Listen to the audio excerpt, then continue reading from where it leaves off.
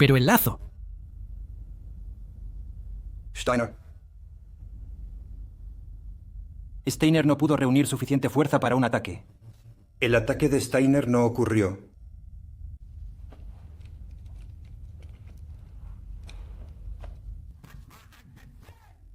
Dando ST a GL y a SV a LPF. ¿Quién dice que los soldados son mis amigos y mis amigos son todos? También vencieron al USS. La generosidad es que ya no hay tantos soldados que son los soldados, señor. No puedo aceptar que los soldados que para usted, los soldados son soldados y soldados. Les hago una pregunta. ¿Cuántos personajes históricos? Y por históricos, tratemos de reducir el ámbito simplemente a la historia contemporánea. Según ustedes, ¿cuántos han impactado de manera poderosa el imaginario colectivo a través del cine? Lo sé, es una pregunta muy compleja, y tal vez necesitarían unos minutos antes de dar su respuesta. Yo les doy una respuesta. Hoy hablaremos de Felix Steiner. ¿Les suena ese nombre? Si han visto la película La Caída, de hace 20 años, tal vez sí. Steiner es ese general que hace perder definitivamente los estribos a Hitler. Lo hizo de verdad. Luego, el hecho fue recreado magistralmente en esa película. La reprimenda del Führer, la última y más fuerte, se debió precisamente a la negativa de Felix Steiner de obedecer una orden absurda, imposible de cumplir. Esa escena ha entrado en el imaginario colectivo. Se ha convertido en fuente de memes constantes en Internet. Vamos, admitámoslo. ¿Cuántos de ustedes han visto la repetición de ese video una y otra vez? ¿Cada vez con un elemento diferente? También lo hicimos en Dentro de la Historia para celebrar 100.000 suscriptores. Es una base muy poderosa. Pero ¿quién era realmente Felix Steiner? ¿Quién era este personaje capaz de sacar de quicio a Hitler? ¿Era un ferviente nazi? ¿Era un general reacio a obedecer órdenes? ¿O simplemente era un militar pragmático? ¿O tal vez era un personaje extremadamente peligroso? Antes de esa explosión, antes de ese 22 de abril de 1945, día que entra en el imaginario colectivo, ¿quién era Felix Steiner? Para entenderlo, tenemos que retroceder en el tiempo. Nació el 23 de mayo de 1896 en Stallupönen, Prusia Oriental, durante el Imperio Alemán. Steiner había combatido durante la Gran Guerra como cadete de infantería. También había recibido reconocimientos como la Cruz de Hierro de primera y segunda clase. Terminada la guerra, se encontró en un Freikorps, uno de esos cuerpos militares no oficiales creados para reprimir con sangre las revueltas populares y, sobre todo, las aspiraciones socialistas. Mientras otros Freikorps actuaban en Baviera, en Silesia, en Berlín, en Mecklemburgo, Steiner se encontraba en Memel, la actual Klaipėda, en Lituania. Ahí su Freikorps había golpeado duramente. Luego, el mismo Steiner prefirió reincorporarse a las filas oficiales del ejército, en la Reichswehr, y de 1921 a 1933 sirvió como oficial de infantería, retirándose finalmente con el grado de mayor. 1933 es un año de cambio para Steiner, y para toda Alemania. Es el año en que el Partido Nacional Socialista toma el poder y obtiene la posibilidad de dirigir el Ejecutivo. Y esa revolución, una verdadera revolución dentro del Reich alemán, lo cambia todo. También cambia la vida de Steiner. Subtítulo Revolución. Y luego las secciones de asalto. Pero las secciones de asalto, lo sabemos, son el lado perdedor de la Revolución Nacional Socialista. Es el lado del movimiento, el lado de Herzl Röhm, destinado a ser eliminado. En la noche de los cuchillos largos, Steiner es uno de los muchos adeptos de las secciones de asalto que cambian de bando durante la noche de los cuchillos largos. Es uno de los que prefiere jurar lealtad a Hitler y unirse a las SS.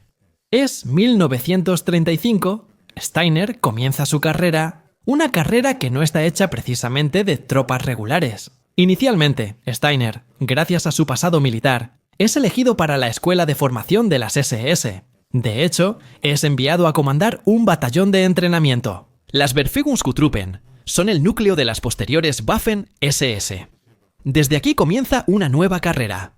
El ascenso a coronel Standartenführer, el mando de un regimiento de la Guardia, el Deutschland.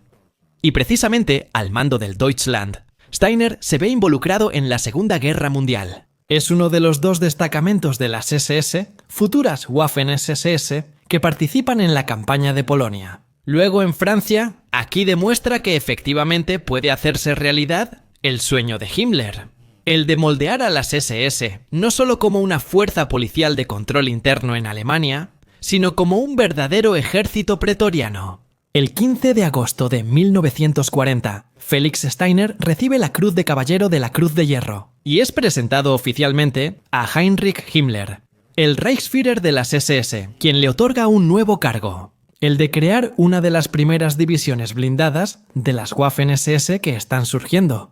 Pero una división muy particular. No está compuesta por alemanes, a pesar de las teorías fuertemente racistas del Reich nazi. Existe la posibilidad de reclutar personal extranjero, los llamados Volksdeutscheren, es decir, esos extranjeros que tienen un porcentaje de sangre alemana o características alemanas, dentro de la división Panzer SS Pekín. Además de los oficiales alemanes, la tropa incluye holandeses, flamencos, finlandeses, daneses y algunos noruegos. De ahí el nombre Viking. Es el primer experimento concreto de la colaboración de ciudadanos de otros estados invadidos o cooperantes con la Alemania nazi. Dentro de las Fuerzas Armadas alemanas, Steiner participa activamente en la formación de la Panzer Division Viking, en su entrenamiento, y la conduce en batalla durante la Operación Barbarroja, el asalto a la Unión Soviética. La Viking se destaca por su carácter extremadamente combativo, pero también por las atrocidades. En Ucrania, la Viking masacra a 600 ciudadanos judíos reunidos para la ocasión. Actúa como cualquier Einsatzgruppe. Es una de las tantas masacres de las que se mancharán las Waffen-SS en su recorrido histórico. Después de un largo periodo en el este, la Viking es trasladada a otras posiciones. Steiner es removido del mando. ¿Por qué fue ascendido? Se le da la tarea de comandar el tercer Panzerkorps. Es un cargo que recibe en abril de 1943 y que implica una acción antipartisana. La experiencia en Ucrania juega a su favor. Es él quien puede aportar su experiencia en la represión al mando de unidades militares. ¿Represión dónde? En Yugoslavia, la Italia fascista sigue en guerra. Pero la resistencia partisana en el territorio ocupado es muy fuerte. Hay dos grupos, principalmente el dirigido por Josip Broz Tito y los chetniks del general Mikhailovich, monárquicos que posteriormente se alinearán a favor de los alemanes. Es aquí donde Steiner aporta su experiencia e instruye en la lucha antipartisana. No permanece mucho en los Balcanes. En el invierno de 1943, su cuerpo es transferido otra vez al frente oriental, ahora al norte. En Leningrado, zona crítica. El asedio de Leningrado ocupa a las fuerzas alemanas casi 3 años. Es un asedio brutal. Los habitantes de Leningrado deben ingeniárselas para sobrevivir. En ciertos casos, incluso intentan obtener harina para hacer pan de aserrín o del papel tapiz. Pero Leningrado sobrevive. De cualquier manera, Leningrado no se rinde.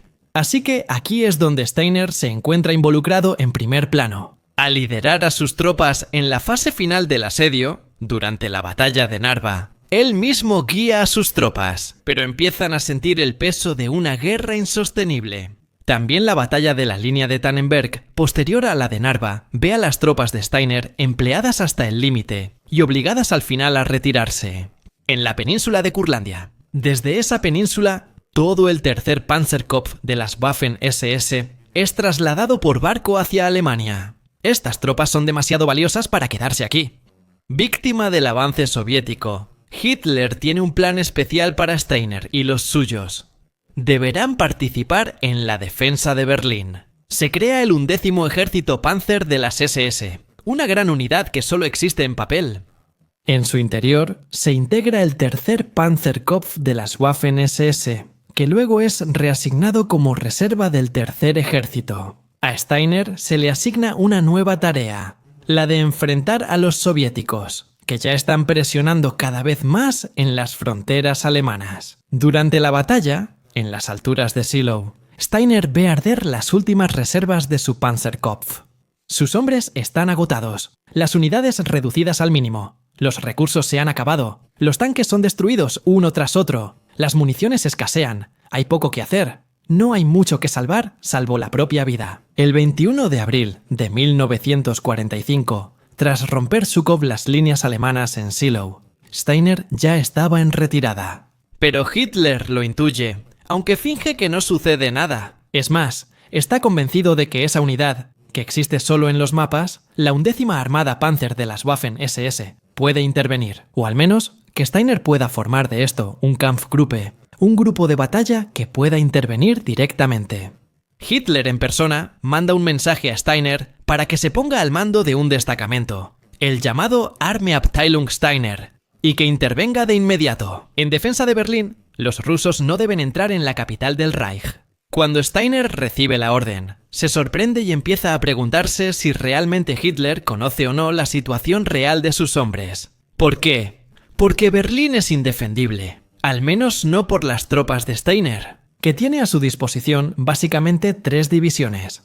La 4ª división de la policía, que ha sido convertida en una división de granaderos blindados, y la 5ª división de cazadores de montaña, y la 25ª Panzergrenadier. Pero de todas estas, posicionadas al norte del canal de Finau, ninguna puede realmente entrar en acción. La policía está a pie. La Jäger ya casi no existe, y de la 25ª Panzergrenadier solo hay disponibles 2 batallones para relevar las posiciones de la policía y de la Jäger. Debe llegar una división costera, la 2ª, que sin embargo todavía está en marcha. Así que esas 2 unidades agotadas no se pueden mover y moverse de ahí solo con los 2 batallones de la división Panzergrenadier. Bueno, eso es pura locura. Entonces Steiner se niega, no se mueve, se queda donde está. Llama a su superior, el general Heinrich, para comunicarle la decisión. No se pueden mover, es imposible cumplir esa orden. Heinrich llama a Hans Krebs, su superior y jefe del Estado Mayor.